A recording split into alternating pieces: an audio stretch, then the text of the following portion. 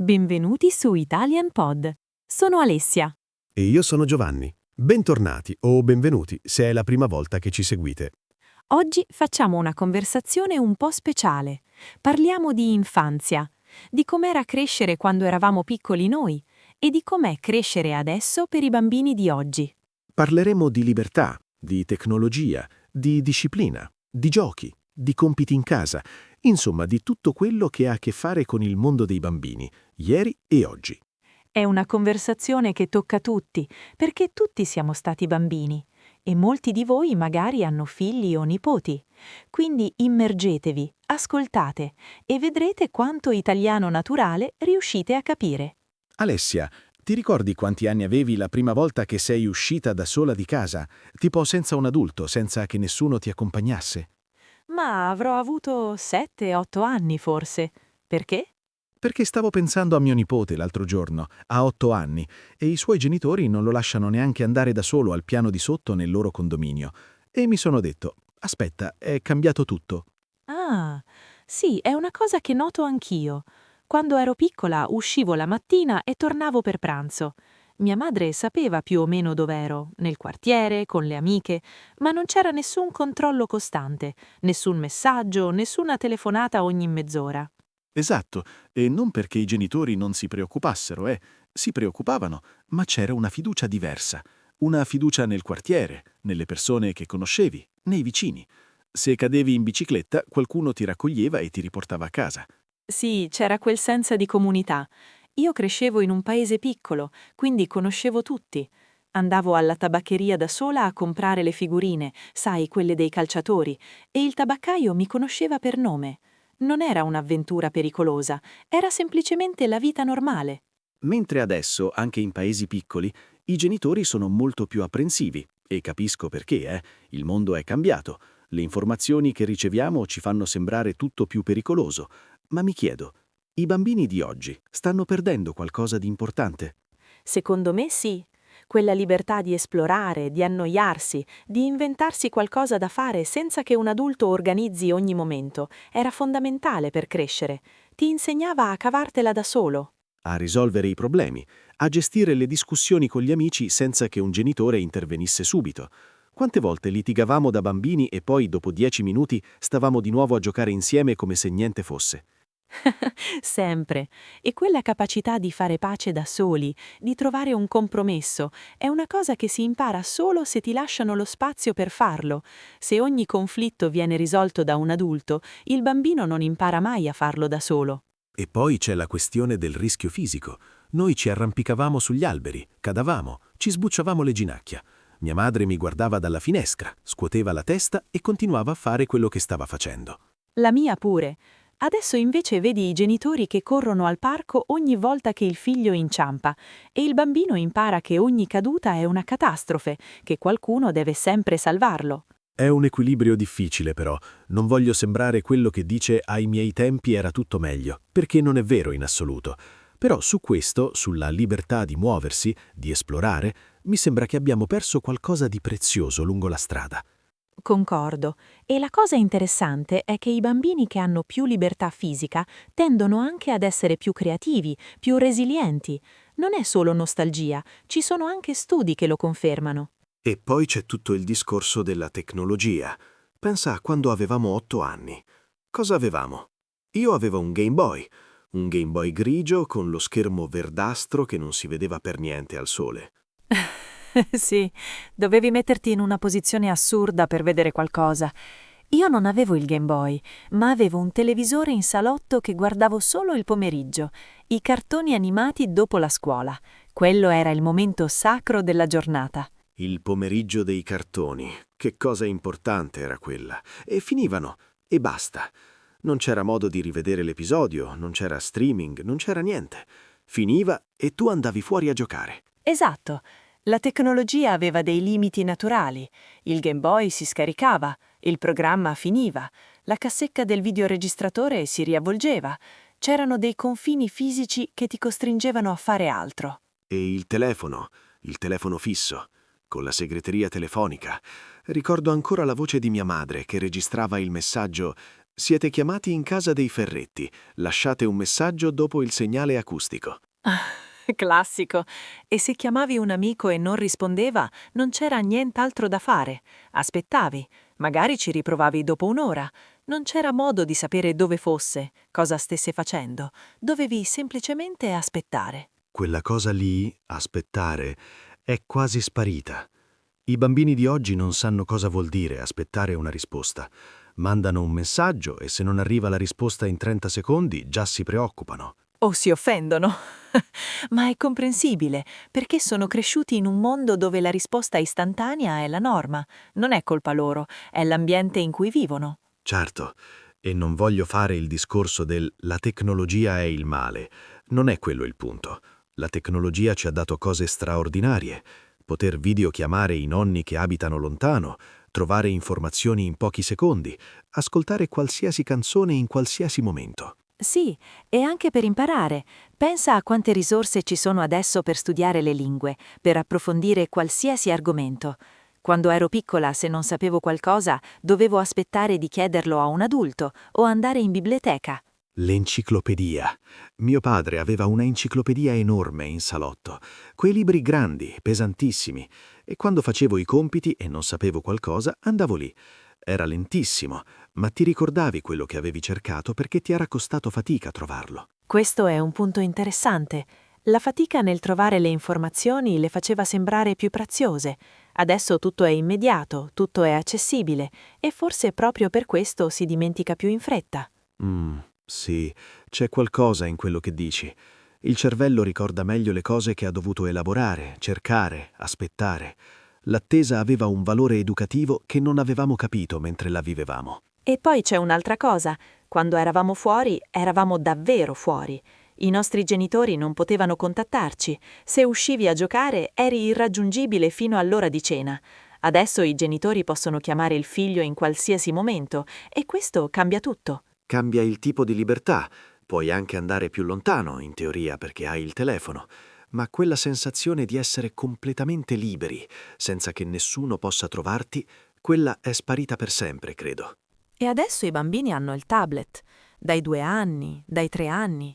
Vedi i bambini al ristorante con il tablet davanti e i genitori finalmente riescono a mangiare in pace. Capisco la tentazione, davvero. Se hai un bambino di 3 anni che fa i capricci e tu sei esausto, il tablet è una soluzione immediata. Funziona. Il bambino si calma, tu respiri, ma il problema è che funziona troppo bene. Esatto, e allora diventa la soluzione per tutto. Il bambino è annoiato? Tablet. Il bambino non vuole mangiare? Tablet. Il bambino non riesce ad addormentarsi? Tablet. E a quel punto non è più uno strumento, è una dipendenza. Mia sorella ha 2 bambini piccoli e ha fatto una scelta abbastanza radicale. Niente schermi sotto i 5 anni, niente. E i parenti la guardavano come se fosse pazza, Ah, davvero? Come mai? perché sembrava una cosa impossibile, quasi crudele nei confronti dei bambini. Come fai a non fargli vedere niente? Ma i suoi figli giocano, inventano giochi, si annoiano e poi trovano qualcosa da fare. È affascinante da osservare. L'annoiarsi è sottovalutato come esperienza. Quando ci annoiavamo da bambini dovevamo arrangiarci e da quella noia nascevano le idee migliori, i giochi più creativi, le storie più strane. Sì, io mi ricordo che io e mio cugino avevamo inventato un gioco intero con dei tappi di bottiglia e dei sassi. Avevamo delle regole complesse, un sistema di punteggio, tutto inventato da noi. Ci avremmo giocato per settimane. Ecco, quello è il tipo di creatività che nasce dalla noia. Se avessimo avuto un tablet, probabilmente avremmo guardato dei video e non avremmo mai inventato quel gioco. E poi c'è la questione del sonno. Gli studi dicono che gli schermi prima di dormire disturbano il sonno nei bambini e negli adulti, tra l'altro. Eppure, quanti bambini si addormentano guardando qualcosa su un tablet? Moltissimi. E poi i genitori si lamentano che i figli dormono male, sono stanchi, sono irritabili. Forse c'è una connessione lì.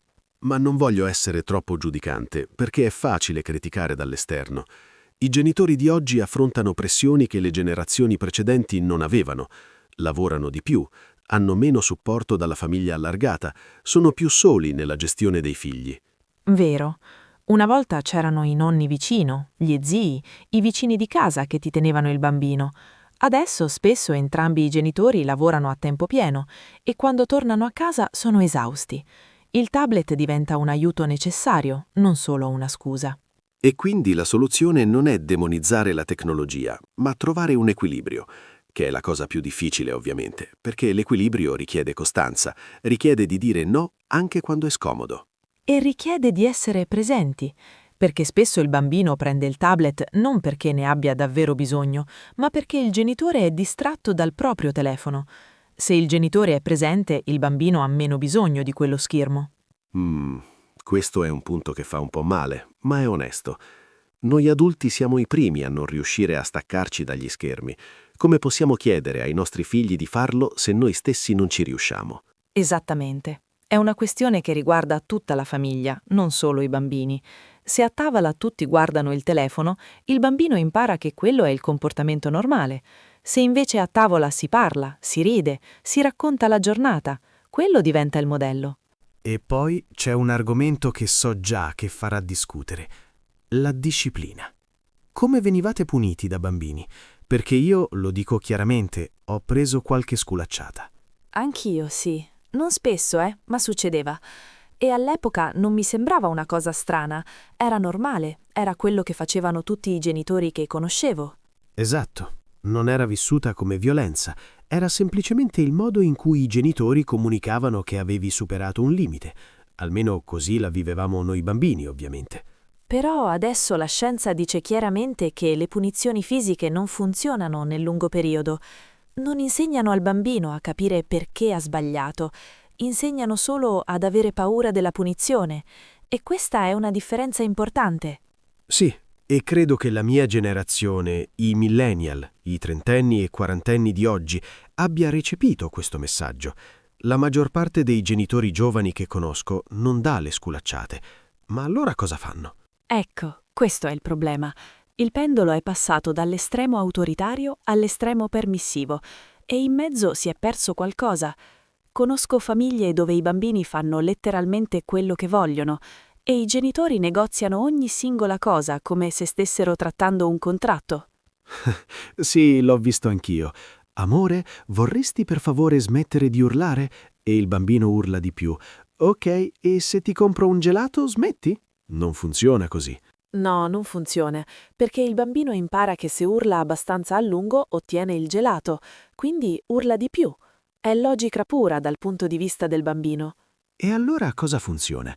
Cosa fanno i genitori che riescono ad avere figli ragionevolmente educati senza ricorrere alle punizioni fisiche? Le conseguenze logiche, prima di tutto. Se fai una cosa sbagliata, c'è una conseguenza diretta collegata a quella cosa. Non una punizione casuale, ma qualcosa di sensato. Hai tirato il cibo per terra? Aiuti a pulire. Hai rotto qualcosa di proposito? Non compriamo quel giocattolo nuovo che volevi. Il time-out funziona, almeno con i bambini piccoli.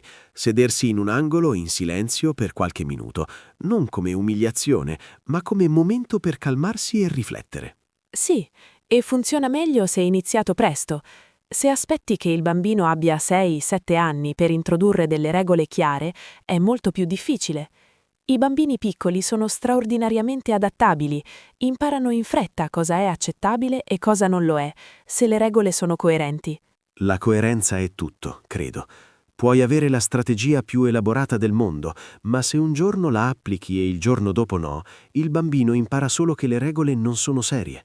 E questo è difficile perché richiede energia. Quando sei stanco, quando hai avuto una giornata difficile, è molto più facile cedere. Dire sì anche quando dovresti dire no, solo per avere un po' di pace. I nostri genitori avevano forse meno scrupoli in questo senso. Non stavano a ragionare troppo. C'era una regola, si seguiva. Punto. Adesso noi ci interroghiamo su tutto. Leggiamo libri di pedagogia, seguiamo esperti sui social media e alla fine siamo più confusi di prima.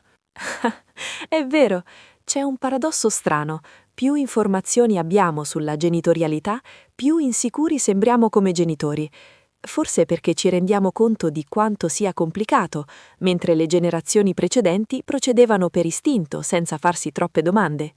E forse l'istinto non era sempre sbagliato. La struttura, i limiti chiari, l'autorità dei genitori, queste cose danno sicurezza ai bambini. Un bambino senza limiti non è un bambino libero, è un bambino spaventato che non sa dove finisce il suo spazio e inizia quello degli altri. Però parliamo di cose belle adesso, i giochi, perché ho bei ricordi dei giochi di quando ero piccola. Tu cosa giocavi? Nascondino, sempre. È il gioco eterno. Non capisce il tempo, non capisce le generazioni. Il nascondino si giocava 1000 anni fa e si giocherà 1000 anni dopo. Assolutamente. E la campana? Sai quella che si disegna con il gesso per terra, con i numeri, e si salta su un piede solo? Sì, anche quella. E poi c'era il gioco del telefono senza fili, dove stai in fila e sussurri una parola all'orecchio del compagno e vedi cosa arriva alla fine. Di solito arrivava qualcosa di completamente diverso da quello che avevi detto. Sempre. Partivi con coccodrillo verde e alla fine arrivava cappello giallo. Non si capisce come, ma succedeva ogni volta. E poi i giochi fisici, corri e prendi, guardi e ladri, tutti contro tutti nel cortile della scuola. Giochi che adesso forse vengono guardati con sospetto perché qualcuno potrebbe farsi male. Sì, c'è stata questa tendenza, specialmente nelle scuole, di eliminare i giochi troppo fisici, troppo competitivi, troppo qualcosa. E capisco le preoccupazioni di sicurezza, ma mi sembra che si stia perdendo qualcosa di fondamentale nel gioco. Il gioco fisico insegna cose che non si imparano in altro modo. Impari i tuoi limiti fisici, impari a cadere e rialzarti, impari a gestire la frustrazione di perdere, impari a negoziare le regole con gli altri bambini.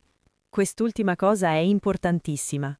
Quando noi giocavamo non c'era un adulto che arbitrava ogni discussione. Se litigavamo sulle regole dovevamo risolvercela da soli e spesso si litigava davvero, ma poi si trovava un accordo perché volevamo continuare a giocare. Esatto, la motivazione a risolvere il conflitto era interna, volevamo giocare. Adesso se c'è un conflitto arriva subito un adulto e il bambino non impara mai il processo di risoluzione. Io giocavo tantissimo con le bambole, le costruivo vestiti con i ritagli di stoffa, inventavo storie lunghe, famiglie intere con personaggi diversi. Passavo ore così, da sola o con mia cugina. Quel tipo di gioco simbolico, inventarsi storie e costruire mondi, è fondamentale per lo sviluppo del bambino. E curiosamente ci sono studi che mostrano che i bambini di oggi giocano meno a quel tipo di gioco rispetto alle generazioni precedenti. Perché i giocattoli di adesso fanno tutto loro, hanno suoni, luci, fanno muovere i personaggi da soli. Non c'è molto spazio per l'immaginazione quando il giocattolo già fa tutto. Mentre una bambola semplice, un mattoncino, un pezzo di legno ti obbligano a inventare tu. La povertà del giocattolo diventa ricchezza dell'immaginazione. Bella questa frase. E poi c'erano i giochi all'aperto che adesso farebbero inorridire qualsiasi genitore moderno. Io mi arrampicavo sugli alberi regolarmente, cadevo, mi sbucciavo, tornavo a casa con le ginocchia rotte. Mia madre mi guardava, mi metteva il cerotto e mi rimandava fuori. Fine. Nessuna discussione su quanto fosse pericoloso, nessun corso di sicurezza, nessun casco per arrampicarsi su un albero. Il casco per arrampicarsi su un albero. Però devo dire, qualche rischio in meno non fa sempre male. Conosco qualcuno che si è rotto un braccio cadendo da un albero e i suoi genitori non erano per niente contenti. No, certo, non sto dicendo che il rischio zero sia possibile o auspicabile. Sto dicendo che un po' di rischio controllato, arrampicarsi, correre, fare cose fisicamente impegnative, fa parte di una crescita sana. Il rischio zero crea bambini fragili. D'accordo, e credo che molti genitori lo capiscano a livello razionale, ma poi quando vedono il proprio figlio in una situazione rischiosa, l'istinto protettivo prende il sopravvento. È difficile lasciare andare, anche quando sai che sarebbe meglio farlo. E i compiti in casa? Avevi delle responsabilità da bambina, delle cose che dovevi fare regolarmente? Qualcosa sì, ma non tantissimo, onestamente. Dovevo sparecchiare la tavola dopo cena, quello era il mio compito fisso, e tenere in ordine la mia stanza, anche se su quest'ultimo punto c'era spesso da discutere. Sì, anche io. La mia stanza era un disastro e mia madre continuava a dirmi di metterla in ordine. Io la mettevo in ordine quando non ne potevo più delle sue richieste e nel giro di 3 giorni era di nuovo un disastro. Il ciclo eterno della cameretta. Ma a parte quello non avevo grandi responsabilità. Mio padre dice sempre che avremmo dovuto fare di più, che ci hanno viziato un po' in questo senso. I nostri nonni, invece, quella è un'altra storia. Mia nonna mi raccontava che da bambina doveva alzarsi presto la mattina per aiutare in casa prima di andare a scuola, apparecchiare, fare i piatti, aiutare a preparare da mangiare, e questo era normale. Perché erano davvero necessari. Non era solo un esercizio pedagogico, serviva davvero il loro contributo per mandare avanti la famiglia. Adesso non è così e quindi i compiti in casa diventano una scelta educativa consapevole, non una necessità. E questa differenza cambia tutto. Quando fai qualcosa perché serve davvero, ci metti un senso diverso. Quando lo fai perché il genitore vuole insegnarti la responsabilità, è più difficile trovare la motivazione. Esatto. E per il genitore è faticoso, perché insegnare a un bambino a fare qualcosa richiede molto più tempo e pazienza che farlo da soli. Se devo aspettare che mio figlio di 6 anni apparecchi la tavola, ci vuole il doppio del tempo e probabilmente cadono 2 bicchieri. Almeno uno. Ma il punto è quello. Non lo fai per avere aiuto concreto. Lo fai per costruire un'abitudine, un senso di contribuzione alla famiglia, che è importante anche psicologicamente, tra l'altro. Sì, i bambini che hanno delle responsabilità in casa si sentono parte della famiglia in modo diverso. Non sono solo ospiti che vengono accuditi, sono membri attivi che contribuiscono. E questo fa bene all'autostima. Però bisogna essere costanti, e la costanza è la parte difficile. È facile iniziare con un bel sistema di compiti e una bella tabella colorata sul frigo, e poi dopo 2 settimane la tabella è lì, il bambino non la guarda più e tu hai smesso di insistere perché hai altre cose a cui pensare. Conosco quella tabella. Ce l'avevo anch'io da bambina per un mese, poi sparì misteriosamente. La gestione della casa richiedeva più persone una volta, più mani, più braccia. Adesso gli elettrodomestici fanno gran parte del lavoro, quindi oggettivamente il contributo dei bambini è meno necessario. Ma forse è proprio per questo che dobbiamo essere più intenzionali nel coinvolgerli. Sì, non perché servano le loro braccia, ma perché hanno bisogno di imparare che la vita domestica non avviene per magia, che qualcuno prepara il cibo, lava i piatti, porta fuori la spazzatura e che quella persona può essere anche loro. E poi c'è la questione del rispetto per il lavoro degli altri. Se un bambino non ha mai pulito un pavimento, è più difficile che rispetti il lavoro di qualcuno che lo fa. La responsabilità pratica crea empatia. Bella riflessione per chiudere. Quindi, tirando le somme di tutto quello di cui abbiamo parlato oggi, libertà, tecnologia, disciplina, giochi, responsabilità, cosa pensi sia la differenza più grande tra l'infanzia di ieri e quella di oggi? Ma se devo sceglierne una sola, direi la presenza costante degli adulti. Noi crescevamo con spazi, fisici, emotivi, temporali, dove non c'era un adulto a supervisionare, e in quegli spazi diventavamo noi stessi. Adesso quegli spazi si sono ristretti molto. Concordo, e non è necessariamente colpa di nessuno, è il risultato di tanti cambiamenti sociali insieme, ma forse vale la pena di chiedersi come possiamo ridare ai bambini un po' di quello spazio, perché ne hanno bisogno, anche se non lo sanno chiedere. E voi? Com'era la vostra infanzia? Avevate molta libertà? Pochi schermi? Tanti compiti in casa? Raccontatecelo nei commenti. Siamo curiosi di sapere com'è crescere nel vostro paese, nella vostra cultura. Sì, scriveteci. Ogni cultura ha la sua idea di infanzia e ci piace molto sentire le vostre esperienze. E se questa conversazione vi è piaciuta, lasciate un like e iscrivetevi al canale, ci aiuta tantissimo. Alla prossima! Alla prossima!